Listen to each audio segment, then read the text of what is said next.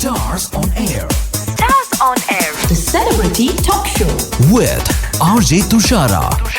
Radio Malayalam 98.6 ഇത് stars on എയറിന്റെ ടൈമാണ്. കൂടെയുണ്ട് RJ തുഷാര. നമ്മളുടെ കൂടെ ഇന്ന് ജോയിൻ ചെയ്തിരിക്കുന്നത് സ്ക്രിപ്റ്റ് റൈറ്റർ മൃദുൽ ജോർജ് ആണ്. Welcome to stars on air. Thank you Tushara. ഇപ്പോ നമുക്ക് എന്തെങ്കിലും മിണ്ടിയും പറഞ്ഞൊക്കെ ഇരിക്കാം എന്ന് പറയുന്ന പോലെ ഇപ്പൊ ഇതാണ് ഏറ്റവും ലേറ്റസ്റ്റ് ആയിട്ടുള്ള വിശേഷം. മിണ്ടിയും പറഞ്ഞും ഈ ഒരു cinema without giving too much away ഈ ഒരു സിനിമയെ കുറിച്ചൊന്ന് ഒരു സിനോപ്സിസ് അല്ല, ജസ്റ്റ് ഒന്ന് ചുരുക്കി പറയാൻ പറ്റുമോ? What is this movie all about? Okay, മിണ്ടിയും പറഞ്ഞും ഒരു റിലേഷൻഷിപ്പ് ഡ്രാമയാണ്.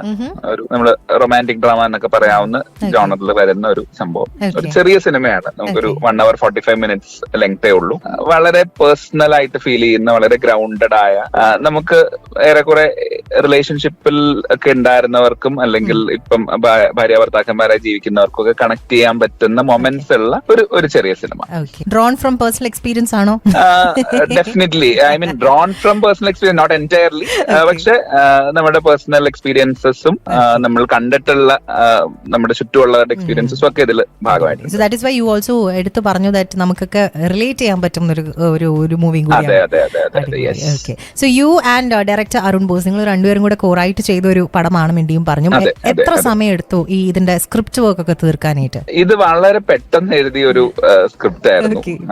ഇതിന്റെ ഒരു ഫസ്റ്റ് ഡ്രാഫ്റ്റ് ഒക്കെ എനിക്ക് തോന്നുന്നു പ്രോബബ്ലി ഒരു ലെസ് ദാൻ എ വീക്കിൽ നമുക്ക് കംപ്ലീറ്റ് ചെയ്യാൻ പറ്റിയിട്ടുണ്ട്.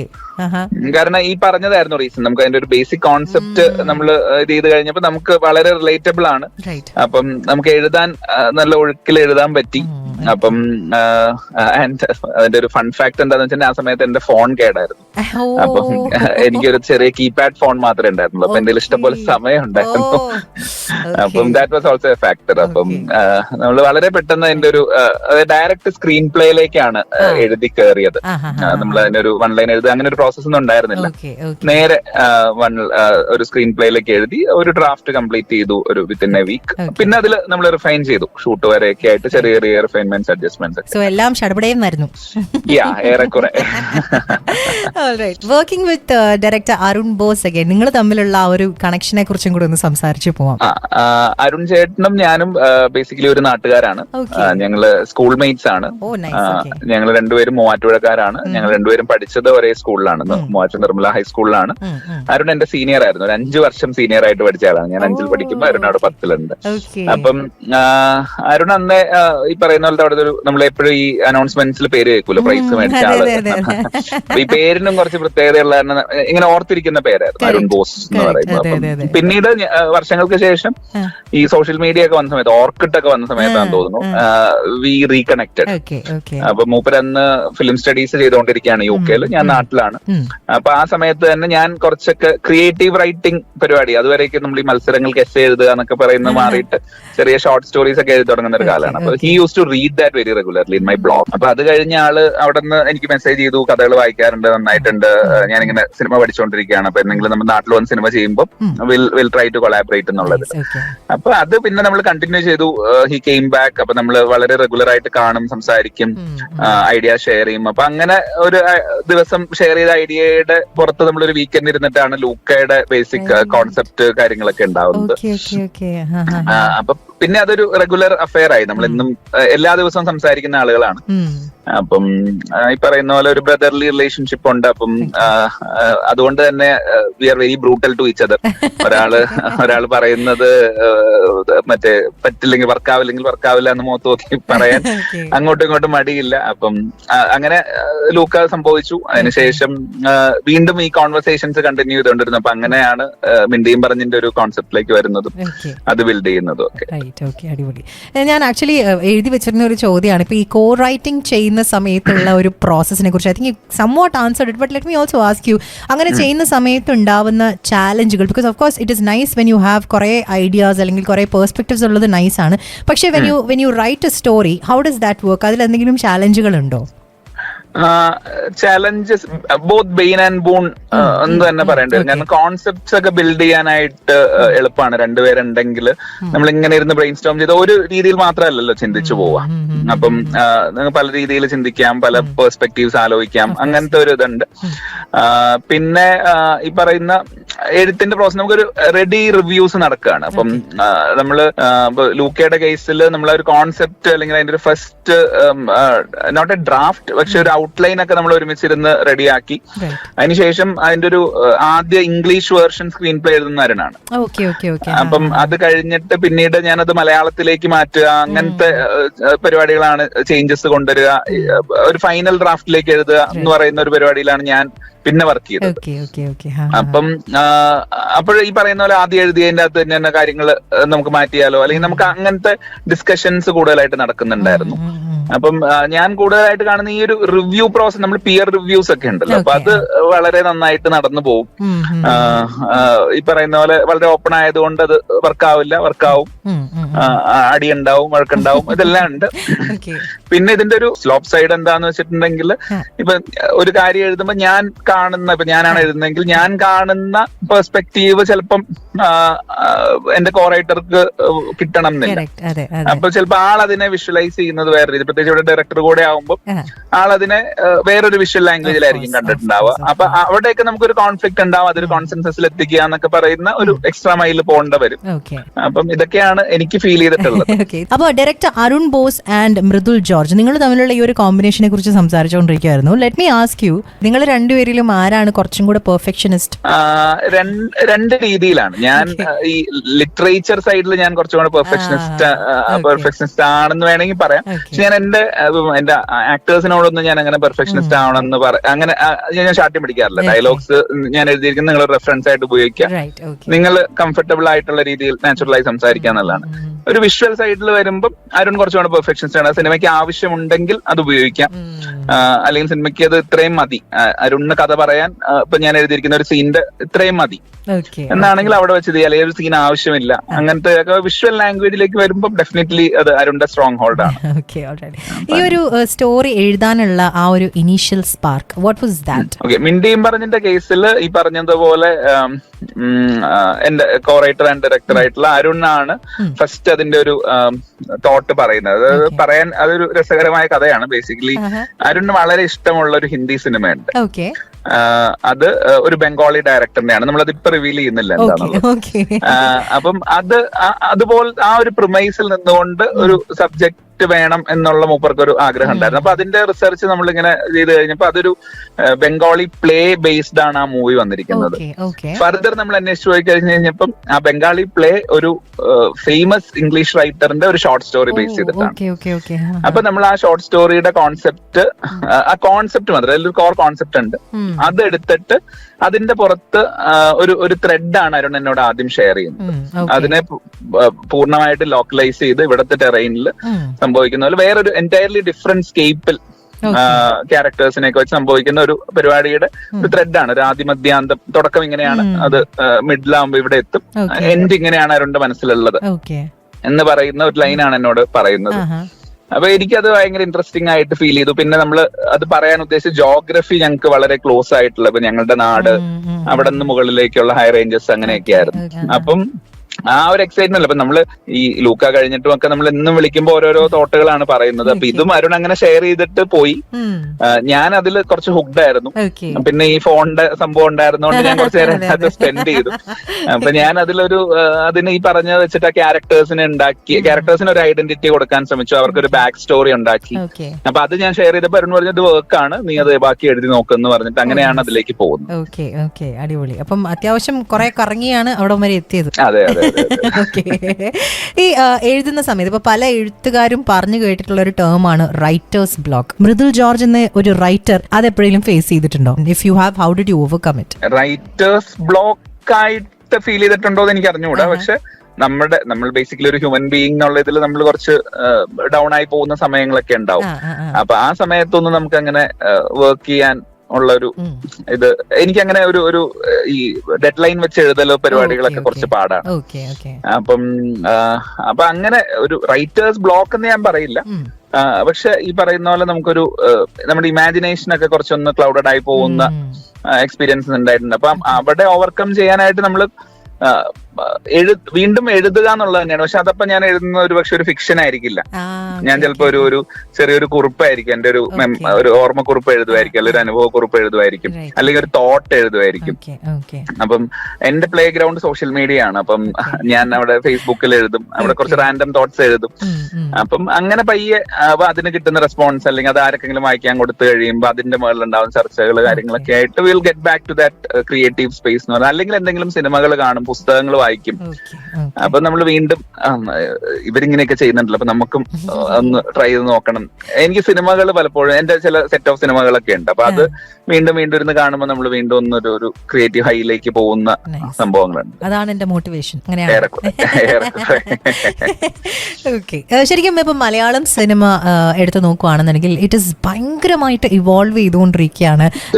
അപ്പം ഒരു റൈറ്റർ എന്ന നിലയ്ക്ക് what is it that excites U most, especially ഇപ്പോഴത്തെ ഈ ഒരു current phase of Malayalam cinema എടുത്ത് നോക്കുന്ന സമയത്ത് ഏറ്റവും കൂടുതൽ എക്സൈറ്റ് ചെയ്യുന്ന ചെയ്യിപ്പിക്കുന്ന ഒരു കാര്യം എന്താണ്? നമ്മുടെ ഇമാജിനേഷൻസിന് നമ്മളൊരു ബൗണ്ടറി വെക്കേണ്ട ആവശ്യം വളരെ കുറഞ്ഞു വരികയാണ്. കാരണം സിനിമ, നമ്മുടെ ഇൻഡസ്ട്രി വലുതാവുന്നതനുസരിച്ചിട്ട് നമുക്ക് വലിയ കാര്യങ്ങൾ ട്രൈ ചെയ്യാൻ ഉള്ള സ്പേസ് ഉണ്ട്. അതേസമയം തന്നെ അതേ ഓഡിയൻസ് വളരെ ചെറിയ അറ്റംപ്റ്റുകളെയും അല്ലെങ്കിൽ വളരെ ഈ പറയുന്ന ഗ്രൗണ്ടഡ് ആയിട്ടുള്ള സംഭവങ്ങളെയും സ്വീകരിക്കുന്ന, അപ്പൊ അങ്ങനെ ഒരു സ്വീറ്റ് സ്പേസിലാണ് നമ്മളിപ്പോ. അപ്പം നമ്മൾ പറയും തിയേറ്റർ വലിയ സിനിമകൾ മാത്രം, പക്ഷെ അങ്ങനെയല്ല. ചെറിയ സിനിമകളും ഇവിടെ പ്രേക്ഷകർ സ്വീകരിക്കുന്നുണ്ട്, അവരതിന്റെ മുകളിൽ ചർച്ചകൾ നടത്തുന്നുണ്ട്. അപ്പം ഈ പറയുന്ന പോലെ ഒരു നമ്മുടെ ഇമാജിനേഷനെ നമ്മൾ ഒരു രീതിയിലും അതിന്റെ ഒരു ലോവസ്റ്റ് ലെവലിലും ഹയസ്റ്റ് ലെവലിലും ഒരു ബൗണ്ടറി വെക്കേണ്ട ആവശ്യമില്ല എന്നുള്ളത് ഭയങ്കര എക്സൈറ്റിംഗ് ആയിട്ടുള്ള ഒരു പരിപാടിയാണ്. പിന്നെ അതുപോലെ തന്നെ ഇപ്പം വരുന്ന പ്രിമൈസുകൾ, ഇപ്പോഴത്തെ റൈറ്റേഴ്സ് ട്രൈ ചെയ്യുന്ന പ്രിമൈസുകൾ എന്നൊക്കെ പറയുന്നത്, പ്രത്യേകിച്ച് ഇപ്പം ബാഹുലൊക്കെ എഴുതുന്ന പോലത്തെ സംഭവങ്ങളൊക്കെ വണ്ടർഫുൾ പരിപാടികളാണ്. നമുക്ക് അങ്ങനെ ചിന്തിക്കാമല്ലോ. അല്ലെങ്കിൽ നമ്മൾ ഇവിടത്തെ ജോഗ്രഫിയിൽ റൂട്ടഡ് ആയിട്ട് ഇപ്പം ഇക്കോ കണ്ടപ്പോ ഞാൻ ആലോചിച്ചു, ഇക്കോ എവിടെയൊക്കെയാണ് നടക്കുന്നത്? ഇക്കോ മലേഷ്യയിൽ നടക്കുന്നു. അതിനൊക്കെ ആളുകൾ സ്വീകരിക്കുന്നുണ്ട്, അല്ലെങ്കിൽ അതിനൊക്കെ പ്രൊഡ്യൂസേഴ്സ് ഉണ്ട് എന്നൊക്കെ ഉള്ളത് ഭയങ്കര എക്സൈറ്റിംഗ് ആയിട്ടുള്ള ഒരു കാര്യമാണ്. ഉറപ്പായിട്ടും. അത് പറഞ്ഞോട്ടെ, റീസെന്റ് കണ്ടതിൽ ആസ് എ റൈറ്റർ മൃദുലിനെ ഏറ്റവും കൂടുതൽ ഞെട്ടിച്ച അല്ലെങ്കിൽ വാവ് എന്ന് പറയിപ്പിച്ച ഒരു സ്ക്രിപ്റ്റ് ഏതായിരിക്കും? ഇക്കോ എനിക്ക് അങ്ങനെ വർക്ക് ആയ ഒരു പടമാണ്. ഇക്കോയുടെ റൈറ്റിംഗ് ഭയങ്കര എനിക്ക് ഇഷ്ടപ്പെട്ട ഒരു സംഭവമായിരുന്നു. പിന്നെ ഇപ്പം ഞാനിപ്പോ റീസെന്റ് കണ്ട പടം എന്ന് പറയുന്ന കളങ്കാവലായിരുന്നു. അപ്പം കളങ്കാവല് ഒരു എന്റെ സിനിമ എക്സ്പീരിയൻസിൽ എനിക്കത്, അതായത് നമുക്ക് ഒരു റിയൽ ഇൻസിഡന്റിനെ ലൂസ്ലി ഇൻസ്പയർ ചെയ്തിട്ട് ഒരു പരിപാടി പിടിച്ചെടുക്കുക എന്ന് പറയുന്ന അത്ര എളുപ്പമല്ല. കാരണം അവിടെ വേറൊരു സംഭവം ഉണ്ട്, അത് പല രീതിയിൽ, അത് സീരീസ് ആയിട്ടും ഡോക്യുമെന്ററി ആയിട്ടും ഒക്കെ വന്നിട്ടുള്ള കാര്യമാണ്. അപ്പൊ അതിനെ വർക്ക് ചെയ്തെടുക്കുക എന്നുള്ളത് രസമായിരുന്നു. എനിക്ക് പൊന്മാൻ ഭയങ്കരമായിട്ട് വർക്കായ ഒരു സിനിമയാണ്. കാരണം ഒരു ബുക്കിൽ നിന്ന് ബുക്ക് സിനിമയാക്കുന്നത് എപ്പോഴും ഭയങ്കര ചലഞ്ചിങ് ആയിട്ടുള്ള ഒരു കാര്യമാണ്. അപ്പൊ അതിനെ ഏറ്റവും നന്നായിട്ട് അപ്രോച്ച് ചെയ്ത്, അല്ലെങ്കിൽ ആ ബുക്കിന്റെ ലെവലിലേക്ക് എത്തിയ ഒരു സിനിമ എന്ന് എനിക്ക് തോന്നിയത് ഇതിന്റെ റൈറ്റിംഗ് ആയിരുന്നു. ഇന്ദു ഗോപൻ സാറും ജസ്റ്റിനും കൂടെയാണ് അത് എഴുതിയത്. അപ്പൊ അത് അങ്ങനെ ഇപ്പൊ പെട്ടെന്ന് എനിക്ക് മനസ്സിലേക്ക് വന്ന പേരുകൾ അതൊക്കെയാണ്. Let's go back to Luca. ഒരു again very very special movie for you. ഈ ഒരു സിനിമയുടെ കുറച്ച് ഓർമ്മകൾ അയവർത്താലോ? I am still receiving feedback about Luca എന്നുള്ളതാണ് എന്റെ അതിനകത്ത്. എനിക്ക് ഒരു once in 2 weeks I will get a mention, അല്ലെങ്കിൽ എനിക്കൊരു ടാഗ് വരും. ഇതിങ്ങനെ മറ്റേ വൈൻ ഏജ് ചെയ്തുകൊണ്ടിരിക്കുന്ന പോലെ ഏജ് ചെയ്യുന്ന ഒരു ഫീല് ഉണ്ട്. അപ്പൊ അത് പിന്നെ ലൂക്ക വളരെ സ്പെഷ്യലാണ്. ഇപ്പം തുഷാര പറഞ്ഞതുപോലെ നമ്മുടെ ആദ്യത്തെ സിനിമ എന്നുള്ള ഒരു രീതിയിൽ സ്പെഷ്യലാണ്. പിന്നെ എന്താ പറയുക, ഒരു വളരെ സിനിമയായിട്ടൊന്നും യാതൊരു ബന്ധവും ഇല്ലാത്ത ഒരു സ്മോൾ ടൗൺ നിന്ന് വന്ന ഞങ്ങൾ കുറച്ചു പേര് കൂടിയിട്ട് ഒരു സിനിമ ഉണ്ടാക്കി, അത് അങ്ങനെ സ്വീകരിക്കപ്പെടുന്നു എന്നൊക്കെ പറയുമ്പോൾ ഉള്ളൊരു അതിന്റെ ഒരു ഇമോഷൻ പരിപാടി ഉണ്ട് അതിന്റെ അകത്ത് നമുക്ക്. അപ്പം പിന്നെ നമ്മൾ ലൂക്ക കുറച്ച് എന്താ പറയുക, ഒരു ഡെയറിങ് അറ്റംപ്റ്റ് ആയിരുന്നു നമുക്ക് ഇപ്പൊ തോന്നും. കാരണം ആദ്യത്തെ ഓപ്പണിംഗ് സീനിലെ നായകൻ മരിച്ചു കിടക്കുന്ന സിനിമ. അപ്പം അങ്ങനത്തെ ഒരു ഇതിലൊക്കെ അപ്പൊ അത് പുൾ ഓഫ് ചെയ്യാൻ പറ്റിയത് അതിന് മനസ്സിലാക്കിയ ഒരു പ്രൊഡക്ഷൻ അതിനുണ്ടായിരുന്നു. അതിന്റെ പൊട്ടൻഷ്യൽ മനസ്സിലാക്കിയ ഒരു ആക്ടർ അതിനുണ്ടായിരുന്നു. ഒരു ടൊവിനെ പോലെ ഒരാൾ അതിന്റെ കൂടെ സഞ്ചരിക്കുക എന്ന് പറയുന്നതൊക്കെ അതിനകത്ത് ഫാക്ടേഴ്സ് ആയിരുന്നു. അപ്പം എനിക്ക് തോന്നുന്നു ലൂക്ക രണ്ട് രീതിയിലാണ് ആളുകൾക്ക് വർക്ക് ആയിട്ടുള്ളത്. ഒന്ന് ഈസ് ലൈക്ക് ഇത് ഇപ്പൊ ലൂക്ക നിഹാരികയുടെ പ്രണയം റിലേഷൻഷിപ്പ് എന്നൊക്കെ പറയുന്നത് എല്ലാവരും മാനിഫെസ്റ്റ് ചെയ്യുന്ന പോലത്തെ ഒരു ഇതാണ്. നമുക്ക് ഇങ്ങനെ ഒരു പ്രണയിനി ഉണ്ടായിരുന്നെങ്കിൽ, ഇങ്ങനെ ഒരു പ്രണയം നമുക്ക് ഉണ്ടായിരുന്നെങ്കിൽ എന്നൊക്കെ പറയുന്ന സംഭവം ഡ്രീമിയാണ്.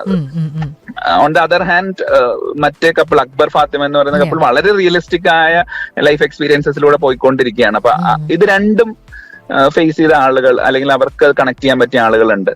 അതുപോലെ എനിക്ക് അന്ന് വന്ന ചില മെസ്സേജുകൾ എനിക്ക് ഇപ്പോഴും ഓർമ്മയുണ്ട്. അതായത് ഒരു മെന്റൽ ഹെൽത്ത് ആസ്പെക്റ്റില് ഇത് ഭയങ്കര അവർക്ക് വർക്കായി എന്ന് പറയുന്ന PTSD അനുഭവിക്കുന്ന ആളുകള് അല്ലെങ്കിൽ അങ്ങനത്തെ കുറച്ച് ബുദ്ധിമുട്ട്. ഇപ്പം ബൈപോളാർ ആയിരുന്ന ഒരാൾ എനിക്ക് മെസ്സേജ് അയച്ചിട്ടുണ്ട്. അയാൾക്ക് ഹീ സോ ഹിം ഇൻ ലൂക്ക എന്ന് പറഞ്ഞിട്ട് പറഞ്ഞ് അതൊക്കെ ഭയങ്കര മൂവിങ് പരിപാടികളായിരുന്നു.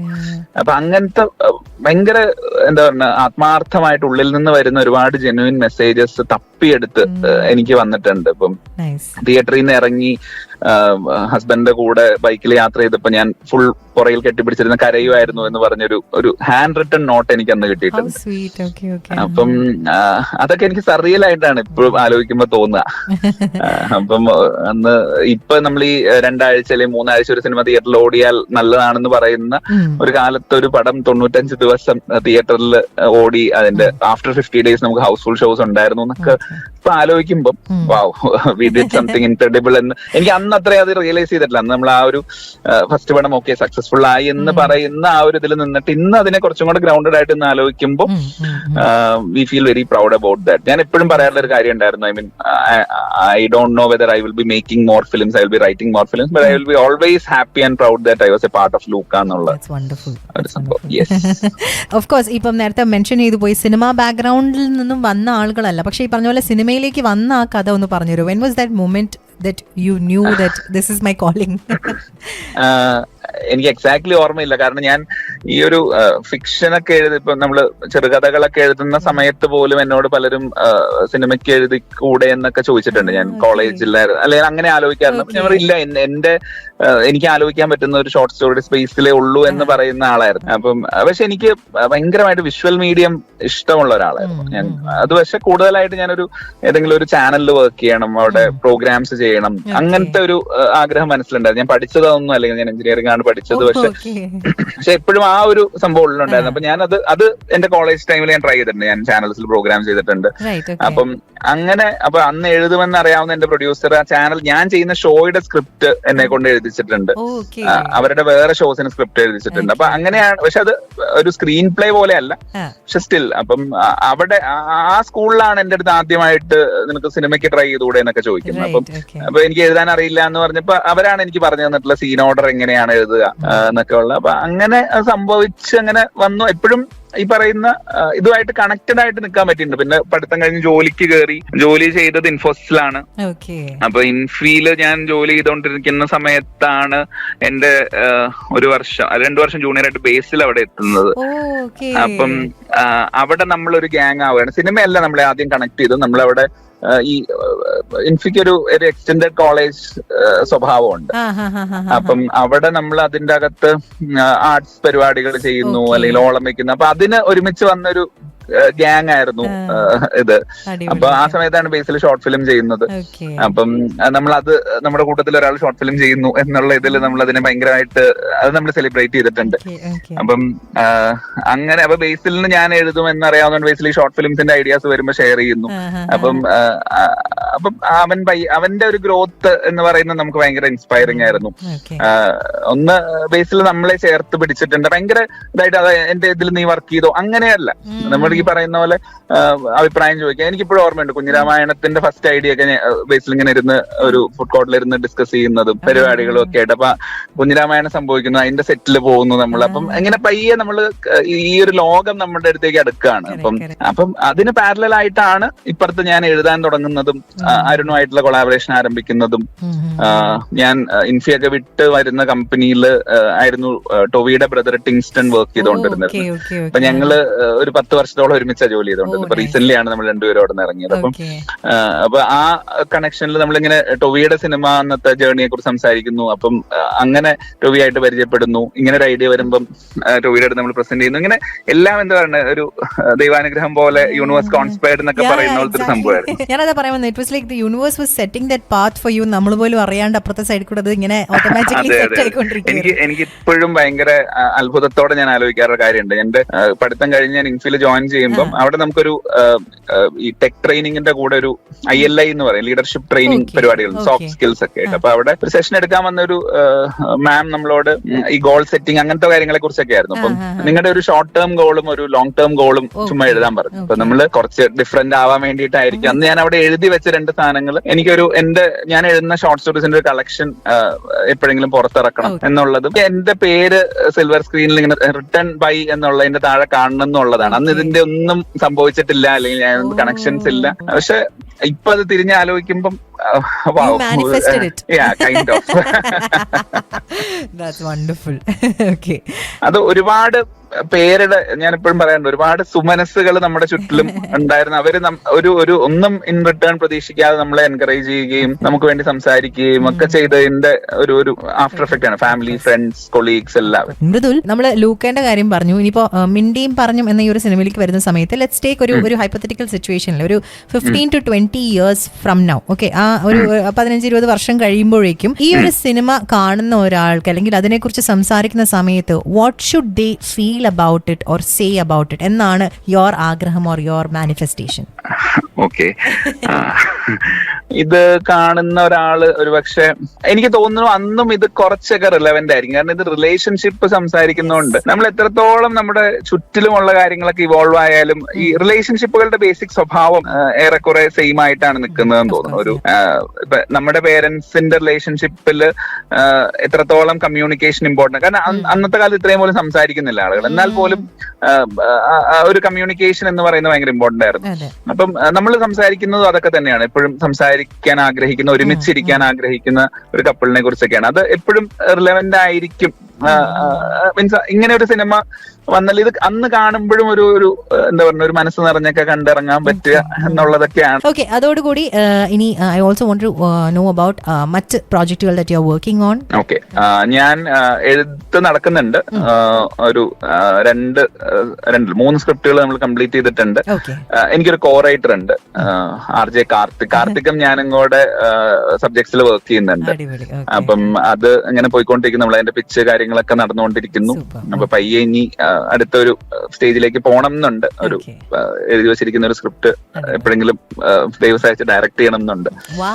അപ്പം അങ്ങനെ പിന്നെ എന്റെ ജോലി, ഞാൻ വർക്ക് ചെയ്യുന്നുണ്ട് ഫുൾ ടൈം ആയിട്ട്. ഞാനൊരു IT സ്റ്റാർട്ടപ്പിൽ, ഒരു ഫിലിം ബേസ്ഡ് IT ഇതിലാണ് വർക്ക് ചെയ്യുന്നത്. അപ്പൊ അവിടുത്തെ കുറച്ച് രസമുള്ള ഡെവലപ്മെന്റ്സ് ഉണ്ട്. അവർക്കൊരു പ്രൊഡക്ഷൻ ഹൗസ് ഉണ്ട്, ന്യൂട്ടൺ സിനിമ പറഞ്ഞിട്ട്. അപ്പൊ ഞാൻ അവരുടെ പ്രൊഡക്ഷൻസിൽ ഇൻവോൾവ് ആണ്.